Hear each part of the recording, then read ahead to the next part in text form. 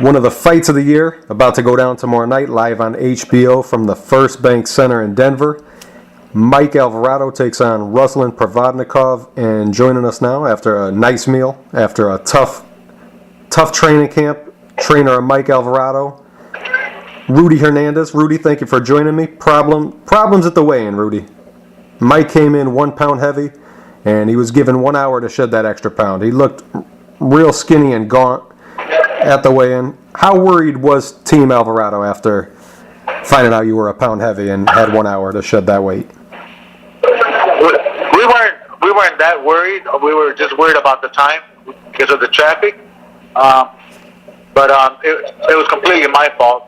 I had a scale and it was calibrated and it was 100% right. But it turns out that we were a pound overweight because the scales were just not. Like I said, it was my fault because my scale is not the official one, and and we had a pound over. And when we got to the weigh-in, we thought we had made weight, and it turns out that we were 1 pound over. So we just went back to the gym and worked it out. So you were sure you were gonna make the weight, or did you know it was gonna be close? No, we thought we had made weight. Mm-hmm. We thought we were at the weight because we left the gym at 140 pounds, and we didn't stop anywhere. Just that my scale was a pound overweight. Yeah, and it was a long, rigorous training camp. I keep up with you on Facebook, and you said how Mike put in the work and everything's done. Take me inside this camp. What was this training camp like? It was good. We trained here in Denver, and we ran at Red Rock where there's a high altitude up there, and once you get up there, you can feel the difference in the air. It's a little harder to breathe once you ran as much as he had, and it was we had perfect sparring, no injuries, no nothing. So we're ready for tomorrow. There's no excuses either, so we're good. And he's going to need to be at his best, like Mike said, and Max Kellerman said of Ruslan. Another animal.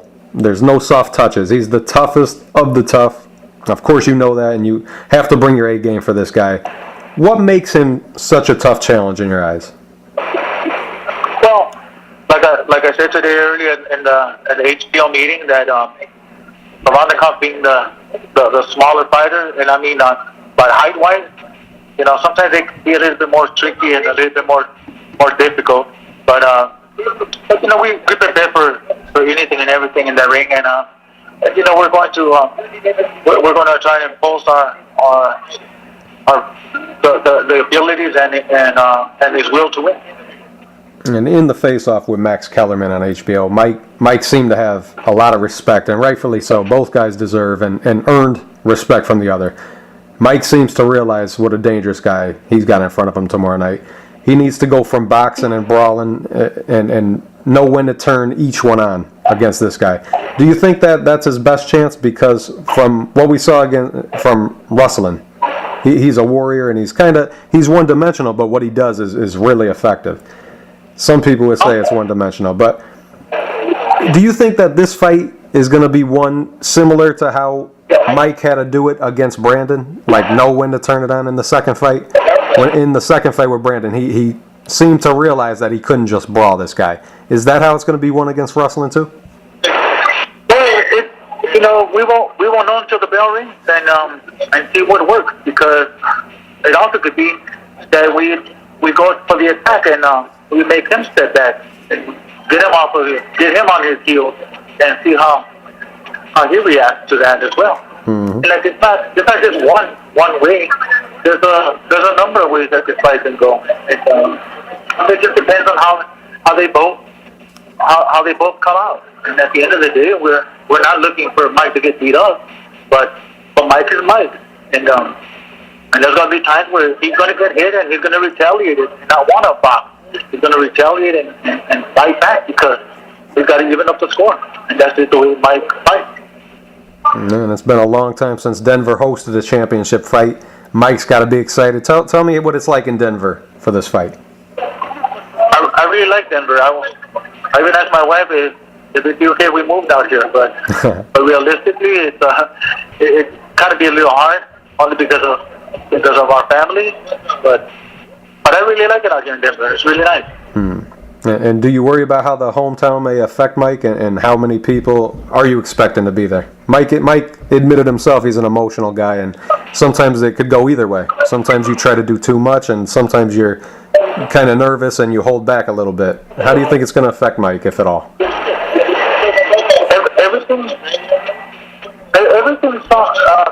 Everything is before the bell rings.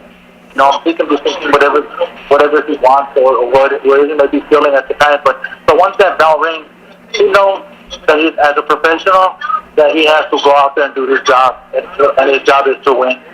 And whether it's boxing or brawling or just he has to make his adjustments and do as he feels is best in his best interest to win this fight. Did you talk specifically about that with him, or not at all?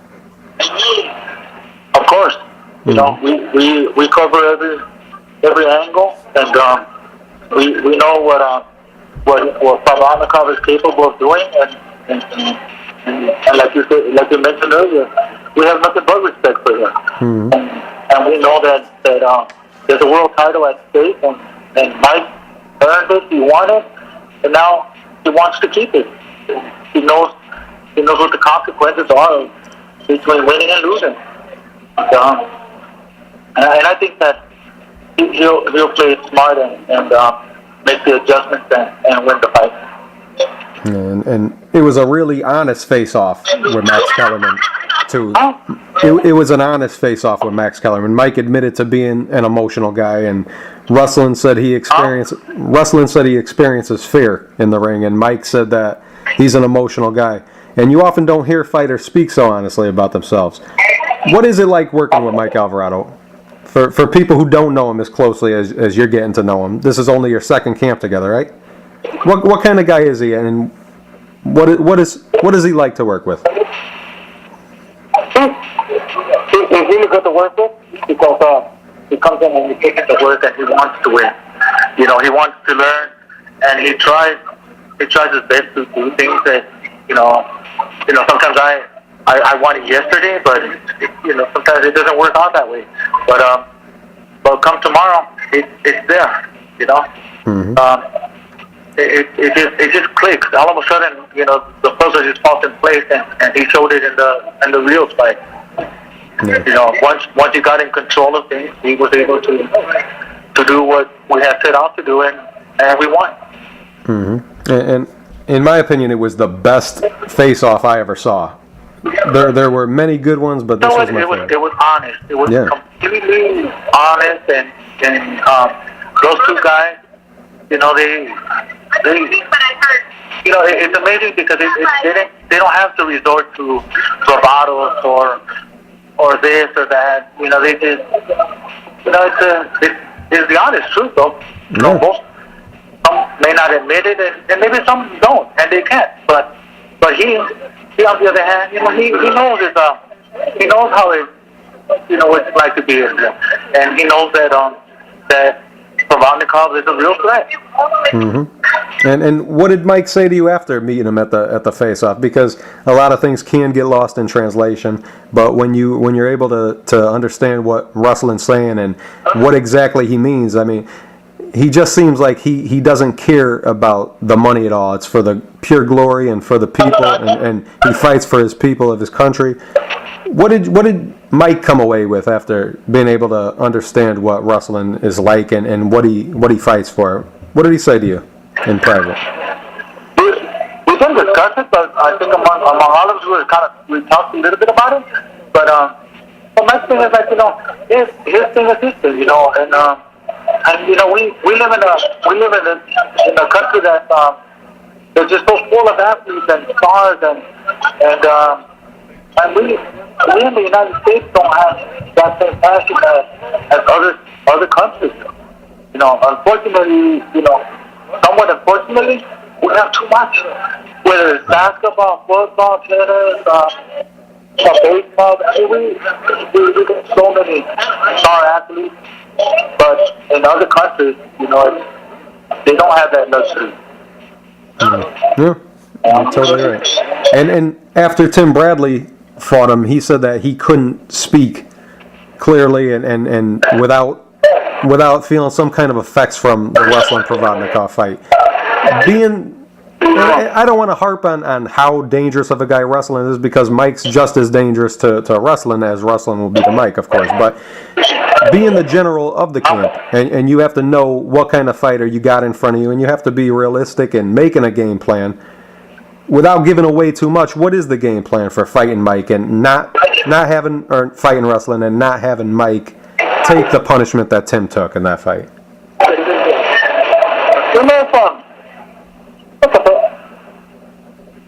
At the end of the day, it's we have two different athletes. Timothy Bradley and Mike Alvarado. They're just completely. They're not similar in many ways either. They're different. Mm-hmm.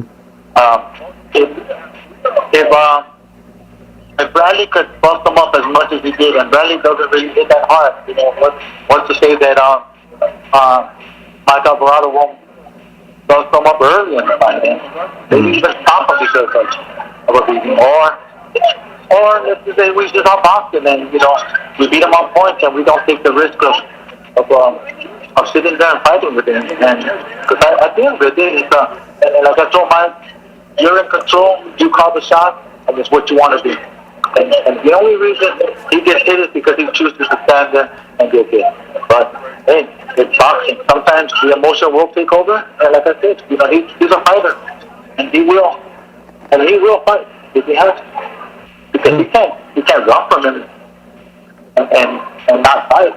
Then he wouldn't be Mike Alvarado now, would he? No, he wouldn't. And after the second Rios fight, I was kind of wanting a third Rios fight. But after this fight got made, I was excited already as soon as it got made. Take me inside the camp. How many rounds of sparring did Mike do? We didn't have that many rounds of sparring. We might have had maybe 60 rounds of sparring. I don't know. I think that sometimes it's better to have little less than more. And sometimes too much is not good either. So, but we worked on getting him to better his boxing skills, and that's what matters, and that's what counted. And every day that he came in to the gym, it was okay. Let's execute this, and let's do it until we get it right. I will say this, that the longer the fight goes, the more noticeable Mike's boxing skills are going to be noticed. Mm-hmm.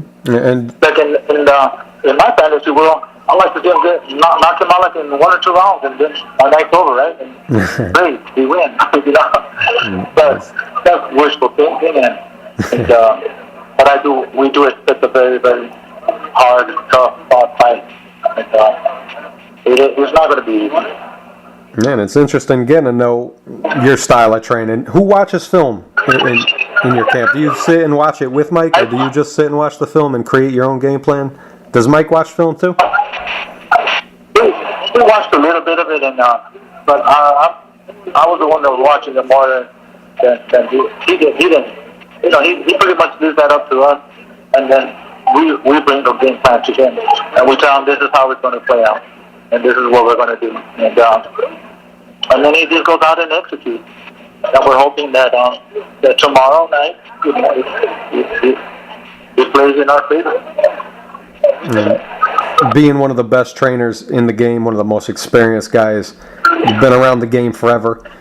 When you're alone at night and you've seen the best of the best from Mike, how do you see this fight playing out tomorrow night? I'm sorry, what was the question again? When you sit alone and you imagine in your own mind, you said you wanted to see a second round knockout, but it was probably wishful thinking. In reality, how do you see this fight playing out when you really think about it? No, I think the first 4 rounds are crucial. I get nervous, because at the end of the day, I always think worst scenario. I'm always thinking, how can this guy hurt us, and how can we go about making it right?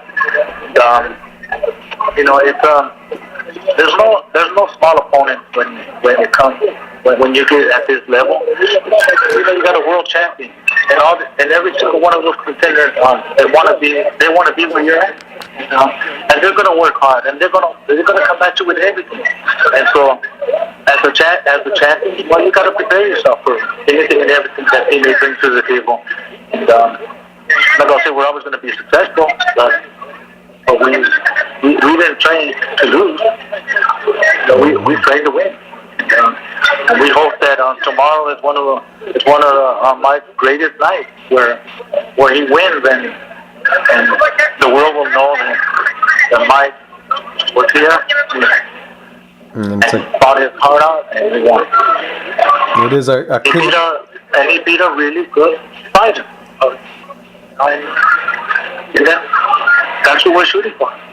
Yeah, and you might catch Fight of the Year. That's what I'm thinking. Tomorrow night on HBO, from the First Bank Center in Denver, Mike Alvarado going home to defend, to have what I think is going to be the fight of the year against Ruslan Provodnikov. I can't wait to see it. Thank you, one of the best trainers in the game, man who had a busy day. I appreciate your time joining me, Rudy Hernandez. Great Rudy Hernandez. Good luck tomorrow night, my man. Thank you. Thank you very much. I appreciate it, and enjoy the fight tomorrow. Like I said, hopefully, we're in the winning corner.